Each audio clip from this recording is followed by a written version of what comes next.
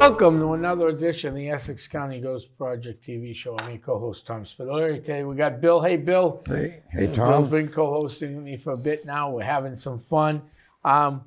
Boy, can you believe it? We're already in December. Where did this year go, Bill? It's gone. It's gone. I cannot believe. 25 coming up. Yeah, New Year's Eve coming up. It should be an interesting old lang syne. But for Essex County Ghost Project, it's going to be a new year. Last year, we're still in 2024. We ended up doing 31 events in 30 days in October, 62 events since August. That includes TV, radio. That's still going on. That number will go right to the end of December. That includes the radio shows, the TV appearances, paranormal.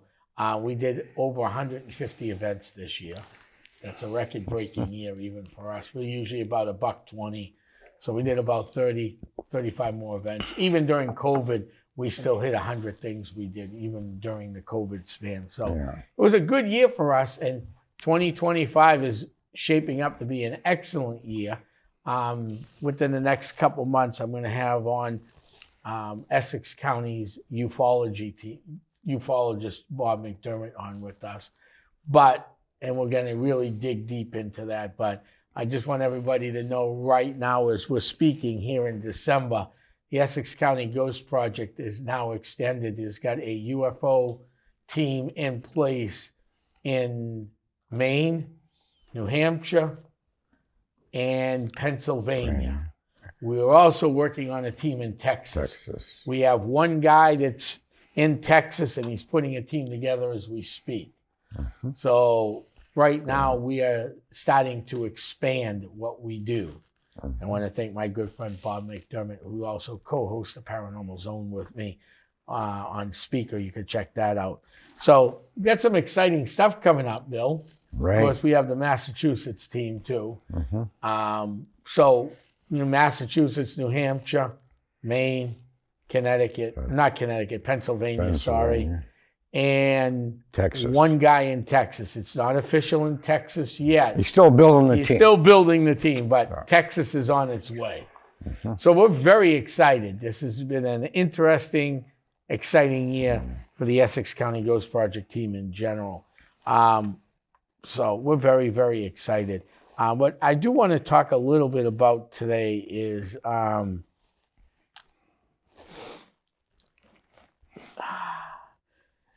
so we've talked UFOs. We know UFOs fly over Haverhill. We've talked about ghosts. Here's the thing we haven't talked about in a while. What else was Haverhill known for? Well, besides shoes, we're talking paranormal. Paranormal stuff. Yeah. Or interesting stuff, okay? We've talked about the wild man of East Broadway, Alva Frink, who's buried at Hilldale Cemetery. But you know what we haven't talked about in a while? My good friend, whose birthdays are today. Want to wish my good friend Keith and Carl Johnson a very happy, happy birthday. Very good friends of Essex County Ghost Project and myself. But why do I mention them in a Haverhill show when they live in Rhode Island? Well, let's think about this one. Oh, I know why. Because they're descendants of Howard Philip Lovecraft, better known as H.P. Lovecraft, who spent time here in Haverhill. And they have a festival every year in April, right? Not in Haverhill, in Providence, Rhode Island, led by the legendary demonologist Carl Johnson.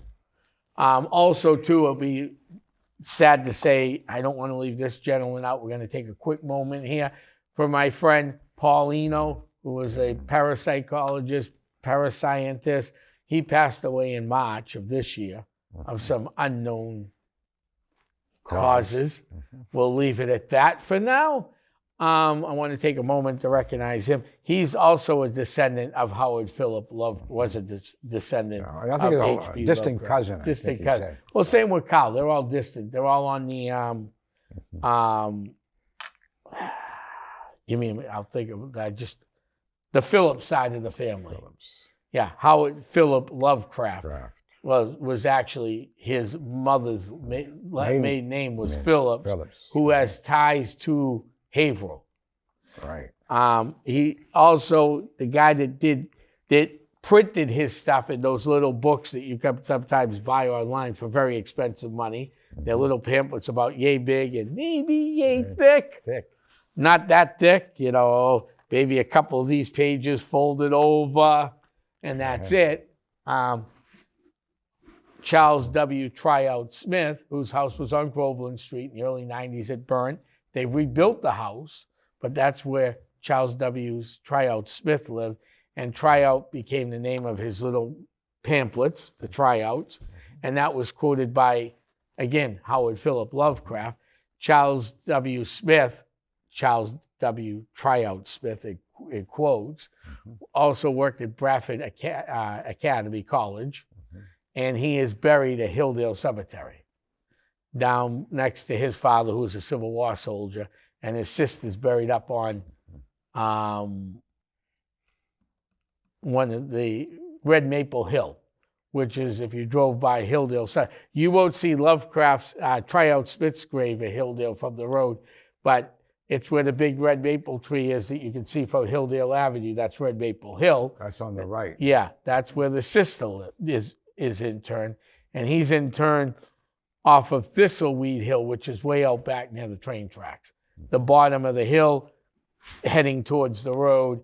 If you went up Thistleweed, you walk over to the right-hand side, you'll see the Hilldale Avenue. You look down the hill, you'll see a stone slanted like this, a newer stone, because he never had a stone. Right. That was thanks to the New England Horror Authors Association out of Haverhill. And can't think of his name. I'll think about it at the end because I do want to give the guy credit. He lives in Florida now. But he's the one that raised the money to get a stone in there for Charles W. Tryout Smith. And we're very appreciative of what he's done. Goodswald is Scott. There's Scott and his brother. So I want to thank the Goodswald family from the the 97 region of Haverhill, Ayers Village area, for helping with that. Would never gotten it done if it wasn't for them. So thank you very much, guys. So where was Lovecraft? Well, Lovecraft was over the whole Merrimack Valley, spent time in the Merrimack Valley, like I said, but he spent time in Haverhill. So Groveland Street, again, was the home of Tryout Smith from 1852 to 1948, publisher, amateur press publication. And by the way, speaking of amateur press publications, Paulino was a member of the amateur press publications still today. Well, when he was with us. So he actually spoke at the dedication for Charles W. Tryout Smith. He produced 255 monthly issues before his health forced to end the publications at 46. The Tryout was an incubator that gave amateur writers the form now took that year encouragement, greater height, H.P. Lovecraft. The Tryout is where a number of Lovecraft short stories were first published, most notably The Cats of Ultra in 1920. The Terrible Old Man, that must have been written about me. I'm 84 years. Oh, wait a minute, I'm 48. July 1921. The Tree, October 1921. The Vault, 1925, November. And he also published nonfiction articles like The Vanished Spider, a tribute to Sir Thomas Tryout in memoriam of Smith's cat. Yes, they made a lot of films too. Yes. On TV. Yeah. Of his books, or adaptions of it. And then in August of 1921, even though I try to keep everything as separate as I can, Lovecraft actually visited the Haverhill Historical Society and the Merrimack Historical Society at the same time in Merrimack, Mass. And he wasn't popular back then, but after he passed away, his popularity soared up. Correct. He also wrote about a Scottish-born physician whose office was at the corner of Main Street and Fountain Street. Oh, right up the street over here, not too far from the studio. No. That was the former home of Dr. Duncan McDougall, 1866 to 1920. He was a Scottish-born trained physician, and he devised a scientific test to answer the great theological debate over whether the human soul exists. According to Dr. McDougall, not only does it exist, it weighs 6 ounces. According to him. According to him. Now, how did he come to that? That I do know. He would get poor people who were dying of tuberculosis. He would buy the bodies, buy the living from, and promise the family the burial cost to cover everything. Yeah, so he'd weigh them. He'd weigh them when he died. And he weighed them before and after. And he found out that the body loses about 6 ounces or 21 grams, which I find interesting because when you do pass away, liquids leave you anyhow. I mean, gases, liquids. Gases. I mean, 6 ounces isn't a lot of body weight to lose. I mean, ounces. We're talking ounces. I mean, on this cup, you're probably talking way down. Down here somewhere, okay? I wish I had a picture. Oh, maybe I could do it this way. You're talking like down. You're talking like this much water on my glasses, like this. Okay, yeah. We're not talking a lot of water. Oh. I mean, we're really not. If you're dying of dehydration, 6 ounces of water is not going to rehydrate you anytime soon. If that's all you drank, you're still going. Yeah, back then they call it consumption. Yeah. Tuberculosis. Yeah. So his experiments didn't last long because, he picked up TB and, he passed away from tuberculosis. So he caught it. He caught it and died. The Pentucket burial ground that's in the Canosa Triangle. Now, Nathaniel Wingate Peaslee of the Miskatonic University, teaching politics and economy, suddenly fainted and suffered amnesia for 5 years.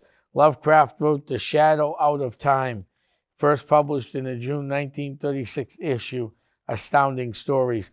Prior to writing the story, he visited Haverhill's earlier burial ground and saw the headstone of settler named Nathaniel Peaslee. And that's where he came up with Nathaniel Wingate Peaslee. And of course, Wingate, there was a Wingate named in Haverhill, and there's Wingate Street in the downtown. So he also had a crude marker of Sergeant John Kesner and Sargent, so Sarjant. And he picked that name up from Sergeant, like you would spell it, a military sergeant. John Keyser, who was killed in the 1696-97 battle during the French-Indian War. So the heart of the downtown GAR Park stands a statue of Hannah Dustin in the monument, who was obviously, she was captured by the Abenakis, brought up to Pennacook Island, and was released. He talks about her too. So, Groveland Street, the home of Tryout Smith, the publisher, where he published all these. That's a double. That's what happened here. Okay. So, and then Ayers Village, also a native raised in Ayers Village in the neighborhood in rural northwest section of Haverhill. He discovers a unique ability as a child to see prophetic images. So what Alec does when he stands it is a debunker. So this is another thing he wrote, The Blood Prophet. Oh, that was by Scott Goodswald. So that's another book that was written in Haverhill. Boardman Street was Nathaniel, the Pentucket burial ground.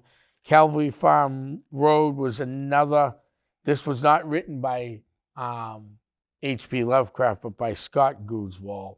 Talks about the outskirts of the town on the old Petozel farm, home of reclusive family who hobbies included inbreeding, cannibalism, and evoking ancient evils. That place too. So, and then Haverhill. Who did the Haverhill? Oh, Haverhill Country Club. No, not Haverhill Country Club. The County Bridge. Obviously, Whittier wrote about that. Mm-hmm. The spirits of the County Bridge Road. And then you have Essex Street, the Essex Associate Building at 113 Essex Street, built in 1915. It was part of the shoe industry that's now long gone. The battered, neglected industrial, in other words, the perfect filling location for a climatic battle of death between hitman Frank Neege, Don Lynn, and eventual King Shy. He must kill to survive. God and Vampire in 2010. The building since filming has been converted into the Lofts apartment. So that was another area that, was seen by movies. Mm-hmm.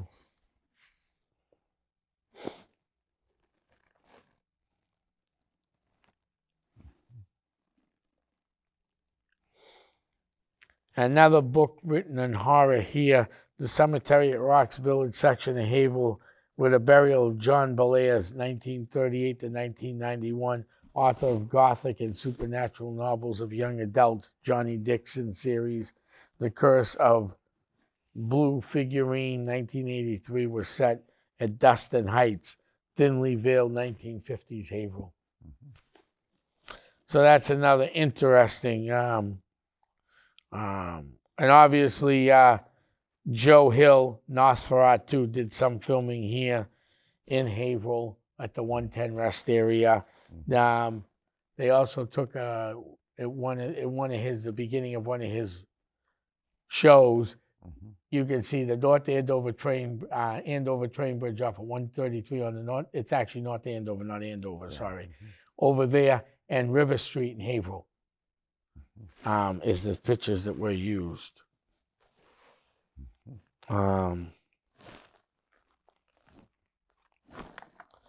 So that's just some of those that are real interesting about, horror writing in Haverhill. Of course, we got other people like MGM. Yeah, of course, we have them too, yes. Petrogolian Mayor started here. Mm-hmm. Mm-hmm. And the person who wrote the book and who helped with the ideas of getting the stone up for Lovecraft, his name is Dave Goudsworth. His brother Scott runs the New England Horror Authors Association. Okay. So that's some real interesting tidbits about Haverhill's facts here in the horror world. And there's many more that we can discuss. The next thing I want to discuss is, we all like to travel for the holiday season, right? Right. Go visit family, come back, the kids are out, and you're looking for something odd to do. And you want to leave the area, okay? I'm not saying this is the perfect time to go because they usually get more snow than we do. Mm-hmm. But if you want to check out a beautiful area, head up to Bucksport, Maine. Right. Now, why would I say drive all the way to Bucksport? Is that 2 hours away? 2 hours away at least. What would be the cool thing to go see at Bucksport? Maybe Lights Village. And why would I send you to Bucksport? Well, here's the reason why. Ski resort. There's skiing. There's a lot of things great to do in Bucksport. But Bucksport itself, that's an interesting name, isn't it? Mm-hmm. Bucksport. Yeah. Wonder where that came from. From a deer? No, like you would think. No. No. Came from a colonel, Jonathan Buck, who was actually an early settler of Haverhill, Massachusetts, that is. Jonathan Buck. He was thrown out by his compadres and given land by then colonial governor Benning Wentworth, what now is called Bucksport, Maine. because he wanted the mill at the bottom of the stream of Mill Street. There used to be a brook, if you're familiar with Haverhill. Mill Street comes by the front of Linwood Cemetery. Well, there used to be a stream that ran through that area. And that's where the first mills were, because that was the original downtown. Riverside section of Haverhill, pretty much. Center of the, from basically 125, where Market Basket is today, all the way to the Groveland Bridge, was the earlier part of the town. And then they had where Hannah lived on the other outskirts of the town off of Hilldale, which was total other side of town. Jonathan Buck was thrown out, and he got the land up there called it Bucksport, Maine. Now they had water wheels, right, for the stream? Correct. Spin around. So why would I send you to go look to Jonathan Buck's grave? It's just like any other grave you would think. No, Jonathan Buck had this lady convicted and hung for witchery. She put a curse on him. After he died, a female's leg showed up on his gravestone. It's still there today. They've tried to wash it off. They've tried to replace the stone, but her leg shows up on that stone. So that's the cool thing to go see. You go see Jonathan Buck's grave, who was from Haverhill, and then you go see on the same gravestone as his name is her leg. I found that real interesting. Yeah. And that's one of those old New England legends. Bucksport was founded in 1762. And Jonathan Buck died in 1795. So 32 years after Bucksport was formed, named after him, he passed away. And it's a big, beautiful stone, but it's got a leg in it. So that's always fun. That's strange. It is. It really is strange. Now, Bill, you brought some equipment with you, didn't you? Well, a couple pieces of a couple equipment. of pieces of equipment. Yeah. Yeah, you have it. Let's grab this here. You haven't seen this. Oh, something new. Something new. This is an infrared binoculars. It takes photographs and video. Okay? Yeah. Because mostly everything up there is cloaked in infrared. Right. So you're not going to really see a lot of them because they're cloaked. This will show up in it. And you can take for the evidence, you can take a picture or the video of it flying around, whatever. So this is brand new. I got these maybe 6-7 months ago. We never used them. No. But I've got them. You can use this for Bigfoot too. If you're in the woods, Yeah. you can see in the bushes and stuff with this too. Not only the thermal, but you can use this too. Oh, okay. Okay? So you got both things. Okay? Now you can use the thermal too when something lands, a ship or something that takes you can see the ground. Right. It'll be Nice and darker hot. than Yeah. original. So these are cool. So how's the distance on those at night? Pretty good? Pretty good, yeah. It's when you put the infrared, it'll be in green like. Oh, so I know with your IR camera, you have to have a light source with it. You need a light source with that one. Well, too? it's got the infrared. It's light. got the infrared built in, so it's a little different than your infrared camera. Yeah, you don't need infrared. It's Right. already in It's already in the it. system. So it's all set to go. Oh, Okay. wow. Okay. So that'll be good for the UFO and Bigfoot stuff. Yep. There's that for that. Okay. The next one, you haven't seen this one either, but I just got this maybe a month ago or something. Remember the other one broke, so. Oh, yeah. So let me take this out. This is a beauty. Okay. Oh, wow. That looks better than the other one. It's a new version of it, right? Oh, yeah. This is portable. Yeah. you can take this with you. The other one was big. Right. You needed a big table that you could actually hold. This is for EVPs, electronic voice phenomenon. Okay. Well, I'll talk about this in a second, what it does. Let me just get in here. I'll tell you the history of it. All right, starting in 1940, we had Edison, who invented the light bulb, and Tesla, who invented the AC current in the house that everybody has. Okay. They were both in competition to telephone to the dead. They both believe they can contact the dead through electronics. Okay.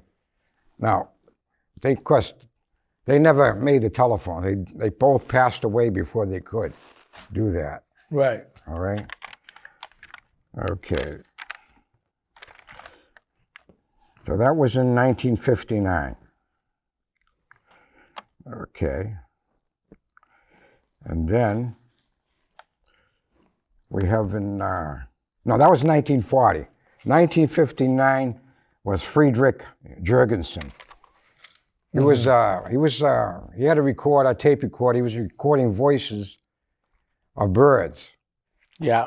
And then when he played it back, he heard his father's voice that passed away and his wife's voice on the tape recorder. Oh, wow. That was in 1959. So that was Friedrich Jurgensen. In 1995 comes Frank Sumption. Frank Sumption's an engineer, okay? He invented the Frank's box. And he perfected it by 2002, it was perfected. Now, not only could it connect to something, but the consciousness, he knew that his consciousness was connected to another dimension through his box. Now, he only made 100. So what do you think the boxes are worth today? 30,000? Because only made 100. Right. And nobody could duplicate what he did because he was an engineer. Right. I mean, they could try to reverse engineer and all, but nobody could do. He probably had something secret he put in it or something. Exactly. So they don't know what it is. So he perfected that. Let's see what it says here. Yeah, that's okay. Now we'll get to this. This is called a portal. Okay. What this does is when you get the static through, when you're on a radio station, you get the static. But this eliminates it. You only get the voice coming through. It gets rid of the static. So that's what's great about this. Right. Okay. Now, let's see if I can find the thing to it. Yeah. SB box. SB7. It was a 711. Yeah. I just hooked this up to it. Right on the side here. Like that. You put it on AM or FM. Right. You sweep through it, and it comes through. And you probably get a voice once in a while. I mean, you don't get a steady voice, but it does come through. Right. One day we'll try this. We'll try this in the cemetery. Yeah. And maybe a house. Somebody says they hear voices in a house.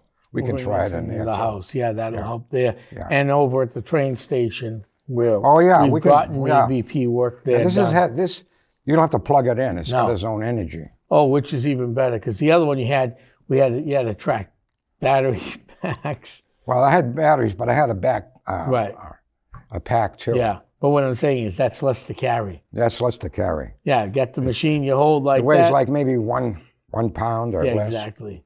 The other one weighed around 5-6 pounds. Right, which is a lot better. It was huge. I don't want to carry that around. No, that's where you put it. Right. That you'd bring out in the Hockamock Swamp. The other one you don't bring to the Hawk. You bring that to a house and you put it on the kitchen table and you go. That's it. This is where it's staying. You can't carry it around. No. Now this is what everybody should have. Yeah. If you want to try this in the cemetery, you got your dynamic microphone right here. Right, hooked up to your voice recorder. Yep. Right, you put it on record, you leave it on a tombstone, let it record for half an hour, and shut it off, and Go back. play and it listen back. and see if you caught All right. anything. Yeah. Or you can play it back on your computer too. Yeah. Which You is can even listen easier. on your computer. Because on the computer, you're just looking for spikes. Yeah. If it's flatlined the whole 5 minutes, Well, they got programs you can use to see the waveform. right? That's the You'll show the yeah. waveform of your voice or the voice that you record. If it's on there, going across, so you got recording of it too. So you can keep that too on the computer. You know, you can save it. Mm-hmm. So this is simple. Dynamic microphone, Yep. right? And a yes. recorder. Yeah. I mean, and that's not a lot. You could go get those new cheap, or you go to a local these secondhand store. 25 on Amazon. 20. Yeah, but very cheap on exactly, Amazon. Exactly. Yeah. I mean, I have a handful of those. All voice recorders like this, they have a condenser microphone, very small, cheap. That's why they use them. They're cheap and they're small. Okay. Right. But you can get one of these dynamic microphones, and of course it's probably 10 times better than the condenser. Yeah, of course it is. Yeah. Dynamic. So yeah, that's no, why I recommend the pretty dynamic microphone to Right. hook up if you can get it. Yeah, no, that's pretty afford it, cool. you know. Of course, we're gonna get. Of course, we'd use one of it that way. Yeah. So So this is the portal. It's great. I recommend everybody get this. This is a new company that built these. The one I've got, this is 10 times better than the one I got. right, the other They one. built it much better. Yeah. Electronics in it. Oh, good. Yeah. So that'll really work out well. Yeah. All right then. Well, Bill, It's all set. boy, It's we on. sped through this show. I want to thank you for coming in today, Bill, and helping us out and co-hosting the show. Like I said, January's right around the corner. I want to wish everybody a very Merry Christmas and a Happy New Year. Yeah. We got a lot of great things coming up in the new year. A lot of great events, library talks. And like I said, the Essex County arm is now grown to Maine, New Hampshire. Of course, we're in Massachusetts, Pennsylvania, not Connecticut, Pennsylvania, and soon to be coming home to Texas. Mm-hmm. So we're looking forward to a very exciting year. Very happy with this. I want to thank you, Bill. We'll be back next year with some new exciting shows and people to be discussing the paranormal. This is the last one. This is the last one for 2024. Yeah, well, next time you'll see me, it'll be a new year.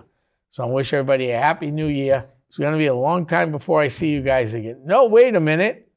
We'll see you next month. I want to thank everybody for tuning in. Yep. This is the Crypt Keeper. I'm heading back to my crypt. Good night, everywhere. And Happy New Year. Merry Christmas and Happy New Year, everybody.